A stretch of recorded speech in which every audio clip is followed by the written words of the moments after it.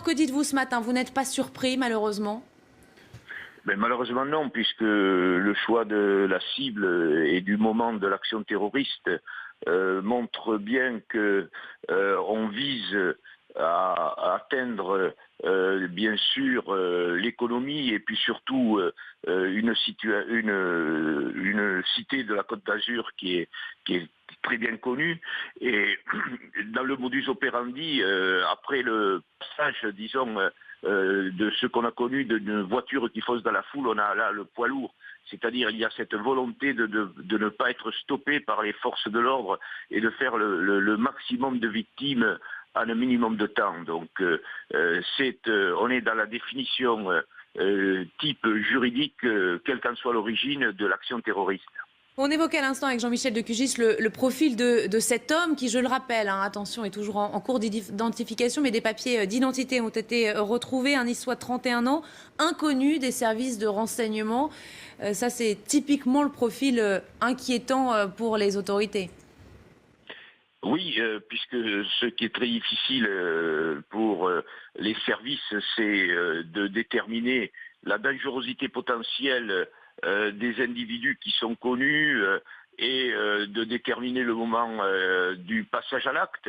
Mais justement, l'action maintenant de la police judiciaire va consister à remonter en quelque sorte toutes ces relations et savoir qui c'est qu'il y a autour de lui et quelles ont été ses motivations au travers, disons, de l'exploration de tout ce qui pourra être découvert à partir de cette pièce d'identité, mais d'abord de bien vérifier que cette pièce d'identité correspond à l'identité réelle de l'activiste qui a été abattu cette nuit. ADN sont en cours. Encore un mot, c'est impossible finalement de mettre la main sur de tels individus avant même qu'ils ne passent à l'acte. Pas de fichesse, on le disait, pas connu pour des faits de terrorisme. Ben, c'est-à-dire que c'est justement le propre des services de renseignement que d'essayer de détecter les personnes, d'identifier les réseaux et les filières.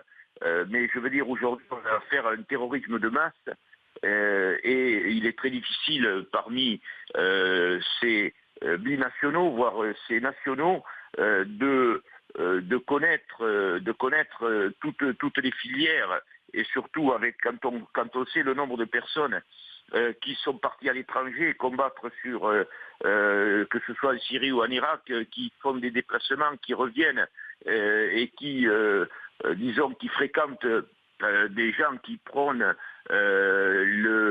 l'action terroriste au travers de certains prêches et autres. Donc c'est très difficile, c'est un travail qui est monumental et c'est pour cela que à chaque fois il faut bien sûr renforcer les services de renseignement, mais encore une fois, c'est très difficile de déterminer, de détecter ceux qui sont susceptibles de passer à l'acte. Merci.